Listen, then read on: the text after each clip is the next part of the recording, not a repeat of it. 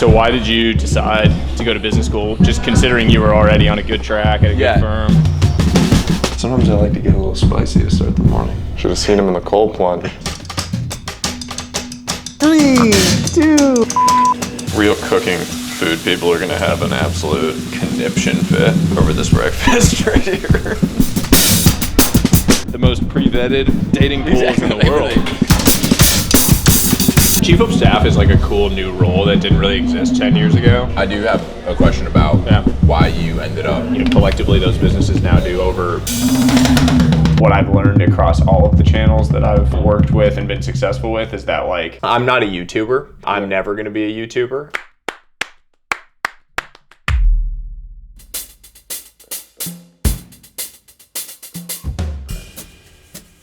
Good morning. Welcome to a day in my life. Always dunk.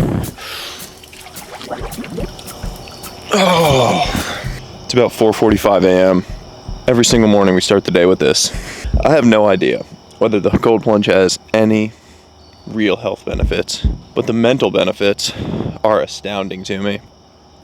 Starting your day with one hard thing is something that I firmly believe will change your life.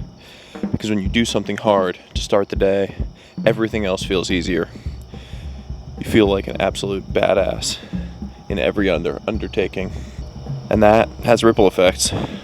The work that I go do after this, the relationships that I want to build, everything else is amplified. It's accelerated, it's improved. God damn, it's cold. But we got to get it done.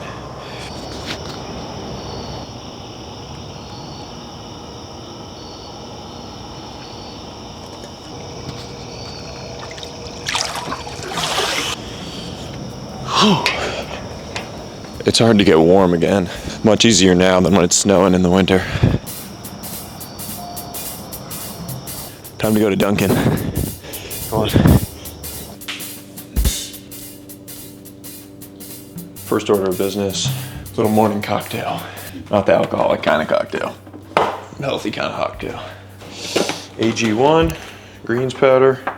I'm taking this basically every single day since 2011. I was one of their first customers. Met the CEO at the gym I was working out at. Became friends. And then Element, salt and electrolytes. Mango chili is my favorite flavor. Everyone thinks I'm a psychopath for that, because it's actually pretty spicy. Sometimes I like to get a little spicy to start the morning. Should have seen him in the cold plunge. They did see me in the cold plunge. No, off camera. Everything's on the books here, man.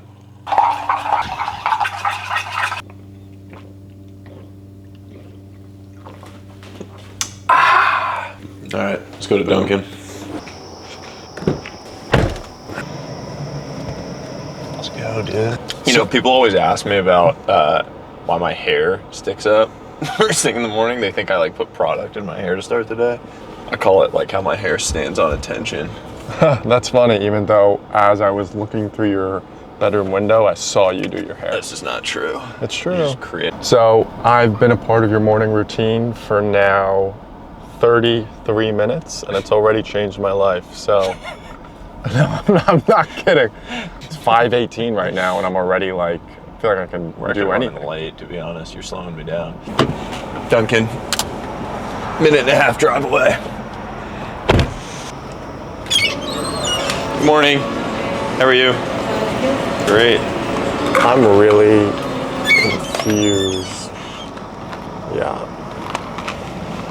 Why Dunkin? I don't understand. I didn't even ask you if you wanted coffee, dude. No, it's fine. Don't worry. I'm good. I'm good. I'm gonna raw dog it today. Some people need the help. They need to be stimulated. I need coffee. Got 800 cars of my sons in the garage. Well, they're yours. None of my. Wow, thank you. First class service. First thing you've ever done for me too. I do for all my teammates. Yeah, other than just help you build the life that you want. Yeah.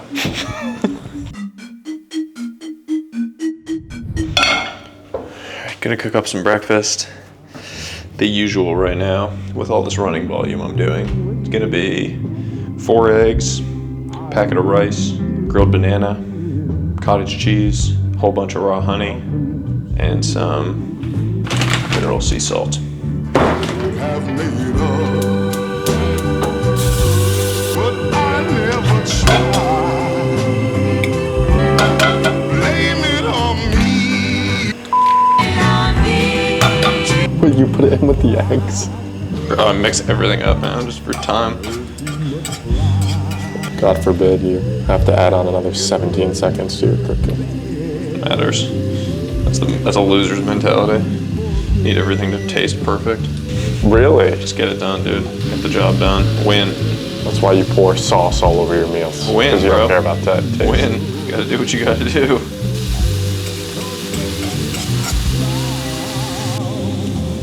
Whoa.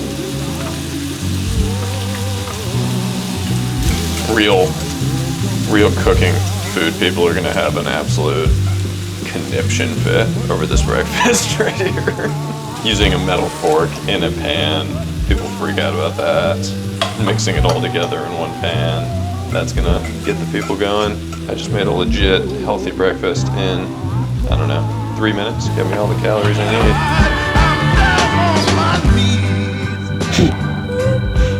My pride is all gone.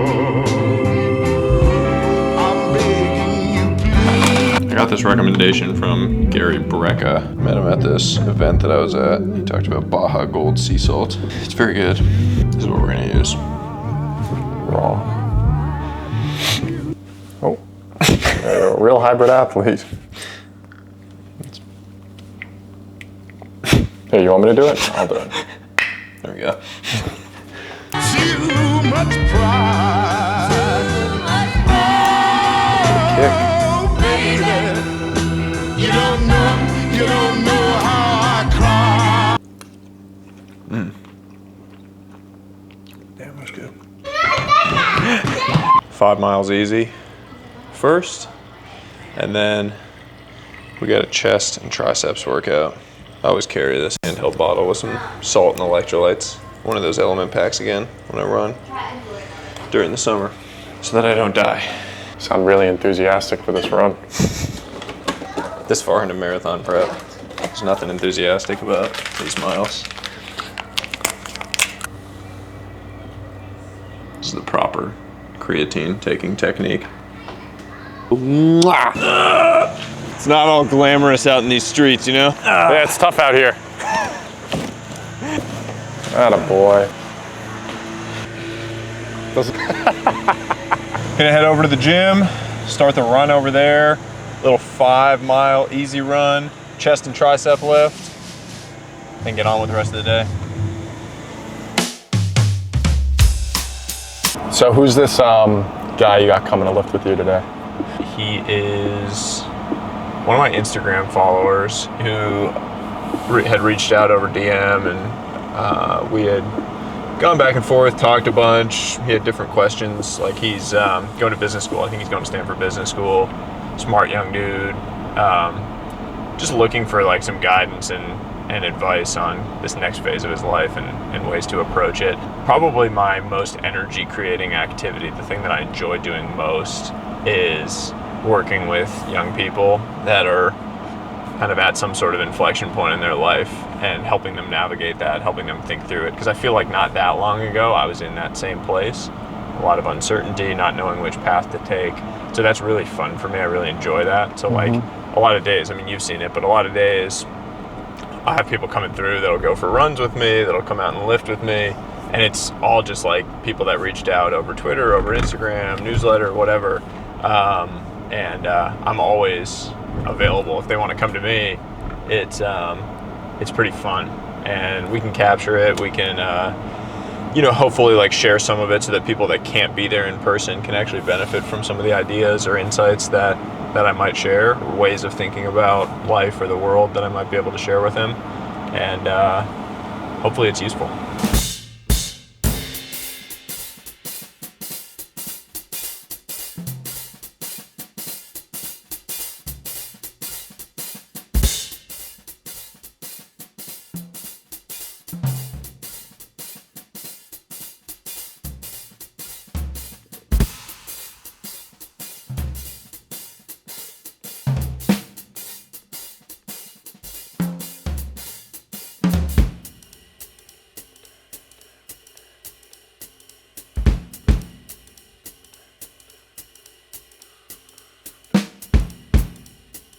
I don't know what this is.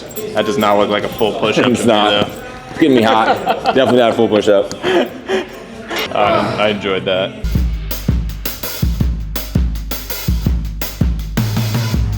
Any sort of like north that you're driving towards just lacks like a texture that's really important, Like right especially now, as a competitor. I have a bunch of goals that I have with my coach like we're striving for, but they're much like they're very just like, hey, I want to hit X number on the Micro deadlift. goals. It's like, they're not like I want to go train for an Ironman or I want to go train for something like this. You know what I mean? I feel like just picking something, like even if it's like a powerlifting cut, whatever, just like something that you're working towards. Yeah, for sure.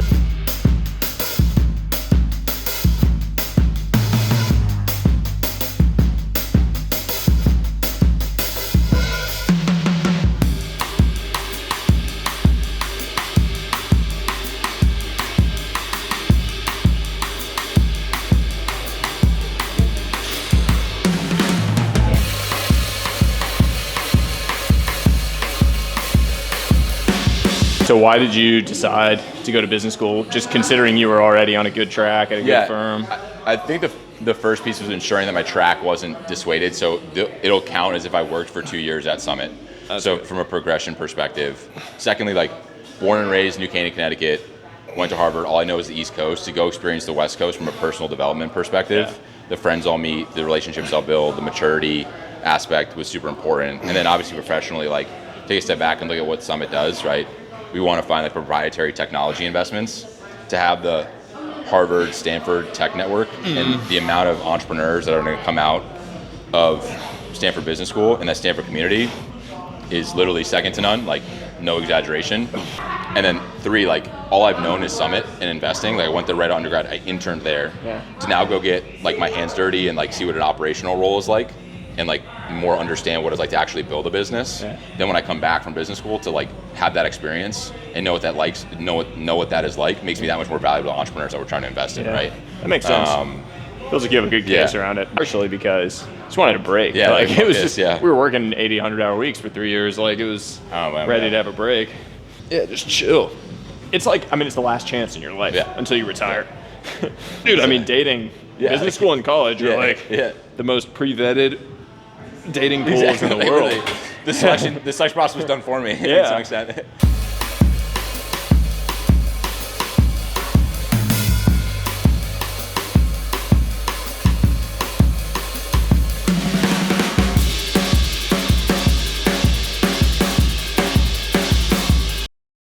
It's crazy that I am not a videographer and I don't get paid to do this, but I'm on a similar level of quality to what you're able to put together. That's fine. What's your body fat?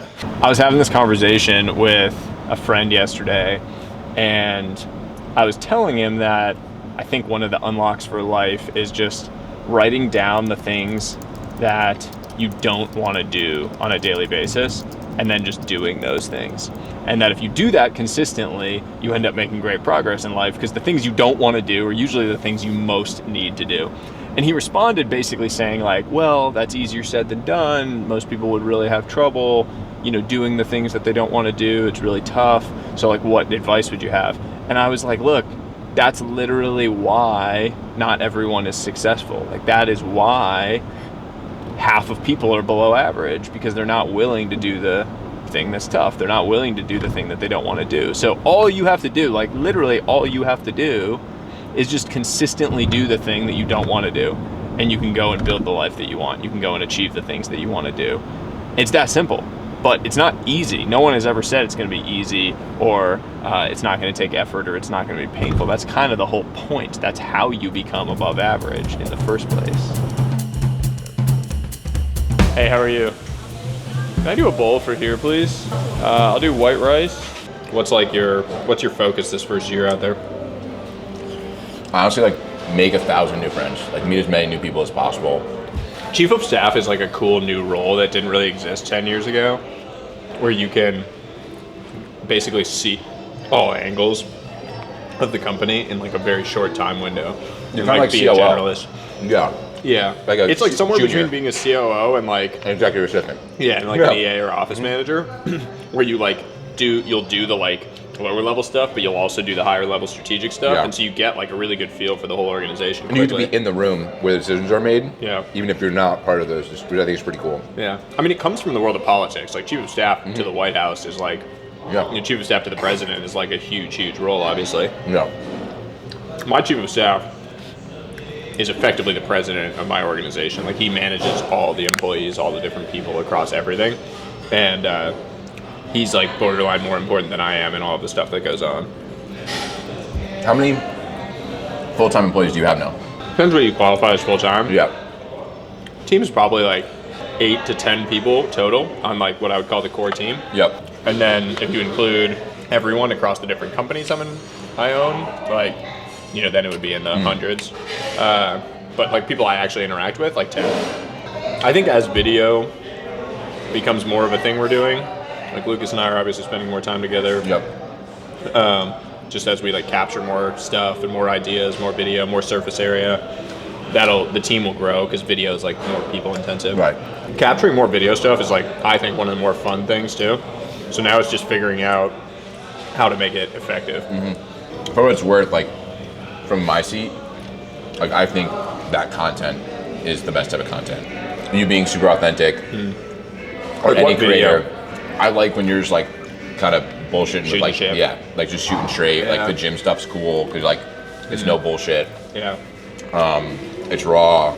The hard thing I find is harnessing that super casual, like talking, just chatting energy, like the way we're talking, in a thing that is Schedule. scripted, Yeah, sort exactly, of. yeah. So like if you're gonna do a talking head video on like signs of personal growth, and you're gonna sit down and talk about that, how do you make that not feel like super stiff? Right. Even though it sort of is, like how do you make it feel like a conversation? And so we're working on that, like having him ask questions off camera, like follow-ups and say things to me helps, but I need to just keep getting better at it. So I do have a question about Yeah. why you ended up, or you alluded to why you switched out of private equity, but like Yeah. how'd you make that jump and like decide that you had enough kind of momentum to actually like make that move? I never tell anyone to like, oh, just quit your day job, like go all in on your thing, until you've shown and like created real evidence that you can build a life with that other thing. The reason I say that is actually just like a tactical one, which is if you make a jump before you have that evidence, you're just going to be operating from a place of fear. So you're going to make like a whole bunch of short-term decisions to try to stifle that fear. So you're going to like take every little like brand deal that comes your way. You're going to do every little like short-term money thing that comes your way, which might not be in the best interest of the long-term what you're trying to build. So my whole thing was like, I'm starting to build evidence that I can make money, that I can build these businesses, that I can do these things across 2020 and into early 2021. And once that had sort of reached the point where I was like, oh, I'm actually making more money than I am in my day job type deal, like where the run rate of it, like I can see a path to where I'm making more money. It's very clear to me if I can just turn this on. That just gave me a lot of confidence that like, okay, I can at least pay my bills. Like, I'm not gonna be starving because I had responsibilities at the time. I think that's important. It's just like everything about the leap of faith becomes less scary when you have evidence that you can do it, that you can live. You're taking the leap of faith after you've already not as much of a groundwork. leap. Yeah. It's like Yeah. it still looks like a leap on the surface, but it's not. Yeah. You've kind of de-risked it. How much time do you allocate towards content creation versus personal investing? Like, is that part of your quote-unquote job also? So I have the fund. I have an investment fund that I invest out of. I raised a $10 million fund in January 2022, all like early stage tech investing. Yep. Then I have the holding company, which is that I own anywhere from 30 to 100% in like a whole bunch of cash flowing businesses that all have operators, CEOs. Okay. You know, collectively those businesses now do over 10 million of revenue across all of them. That doesn't mean I'm making $10 million a year, but they do that. And then I have the content and the media and the writing, the book and stuff. So the way I generally think about it is every day morning block is my creative block. So like from 5 a.m. to 8 a.m. I'm doing all the creative work, whatever that is, content creation. It was the book for the last 2 years. Right. Working on that every morning. And then the afternoon is when I have my block that's business, investing, all of those things. So I'm like, that's when I'm talking, phone calls, meeting people, you know, doing diligence, whatever, all of those other activities that sort of contribute to my work and the things that I'm working on. Baby Gates. 1, 2, ready, kick it. Up in this little playroom slash creative studio that I created up here on the 3rd floor. What's going on? How are you? What I've learned across all of the channels that I've worked with and been successful with is that like growth follows attention and like a real approach and strategy, and you can't just like do the same thing across different platforms and have it work. Like it needs to be really dedicated and focused. So arguably just like push fast on all of this because I don't really see a point in like doing it and not doing it well. I'm glad we're finally able to connect here. From the 6 or 7 months that we've been doing it is just, I'm not a YouTuber. I'm never gonna be a YouTuber. I'm never gonna care enough to be like in the weeds on every analytic, thing and like really trying to dial in. Impact is the main thing I'm focused on. I want my ideas to reach and positively impact people, and it's an enormous growing platform that you need to have a presence on if you care about that. And so I feel like there's just a bunch of things from a process, but more so from like a strategy standpoint that I just don't know and the team doesn't know. I really want to do it. I'm like highly motivated. It just like annoys me to not have figured something out, and so I kind of just want to like invest in it, figure it out, and start making strides forward. All right, this is the Roman challenge. Stand up from a. All right, Roman, you ready? He does it like that. How did you just did it? Is that funny? You come do it. Come show me. 3, 2, 1. Oh, we're going backwards? You bumped your head. Yeah. 3, 2, 1. Dada wins. 2, 1. Dada wins. Are we recording? Yeah. Okay.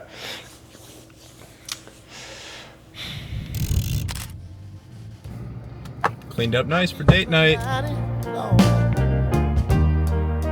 Someone to love me. Said I need somebody. Hold on. Someone to love me. See how this pint of bread is. I said I said yeah. Listen to me, baby. Dinner was delicious at Lusardi's in Larchmont. It's a local institution, but we never quite get the perfect order there. I'm always like 5-10% off getting the like really nailing the order. So I'm gonna have to go back and try something slightly different. Gross bug on the ground to do. Hello?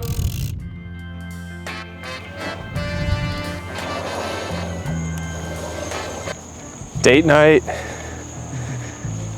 complete, cap off this wonderful Friday and a hell of a busy week with a nice cold plunge session and then a 20-minute suffer fest in the sauna. I carry around this notebook with me every night in the sauna because I feel like something about the boredom and the heat, you come up with the best ideas in there. So I bring a pen, notepad, make sure I write it all down. 20 miles on deck tomorrow morning, I just realized. Saturday morning early runs. I usually start them at 5:30 because I made a promise to my wife when I was gonna do the marathon prep again that it wouldn't interfere with family time, which means that those Saturday morning early runs gotta get done by about the time that Roman is up and about. So gotta start at 5:30 so that I'm done by about 8.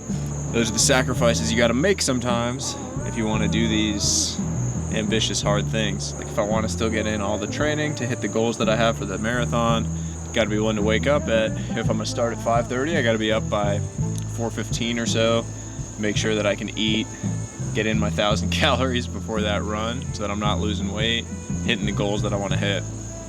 So when people ask about struggling to achieve certain goals or I can't talk when I'm in the cold.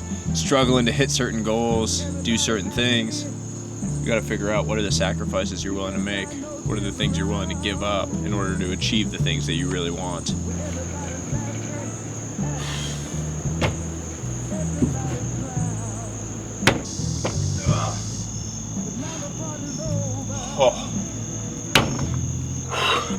Oh my God. That's all for this day in the life. Thank y'all for being here. If you enjoyed this, subscribe to the channel for more day in the life content and a whole bunch of teaching videos where I break down actionable ideas to help you build a high-performing, healthy, wealthy life. As always, until next time, stay curious. I'm everybody's clown now. My master's falling down. Didn't you used to have a Honda Element? You did. Oh, you don't want me to? Sorry, I didn't mean to say that. Cut, dude, Jess. I'm good.